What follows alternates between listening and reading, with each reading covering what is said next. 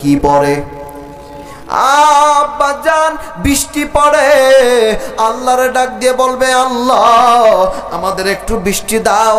মাবুদ আল্লাহ আমাদের একটু পানি দাও আল্লাহ সহ্য করতে পারি না হঠাৎ কইরা জাহান্নামে আসমানের ভিতরে মেঘ জইমা যাবে জাহান্নামীরা মনে মনে ভাববে হয়তো আমার আল্লাহ রব্বুল আলামিন বৃষ্টি দিবে কিন্তু না না আল্লাহ পাক রব্বুল আলামিন জাহান্নামের ভিতরে বৃষ্টি দিবে না ও বন্ধু জাহান্নামের ভিতরে কোনো বৃষ্টি দিবে না জাহান্নামের ভিতরে আমার আল্লাহ ওই আসমান থেকে কোনো ধরনের কিছুই দিবে না জাহান্নামীরা কানবে আল্লাহ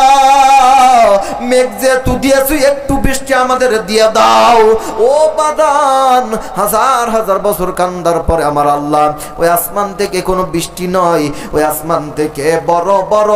বড় বড় ভয়ঙ্কর বিষাক্ত সাপ জাহান্নামের ভিতরে নাজিল করে দিবে ও যুবক কেমনে সহ্য করবা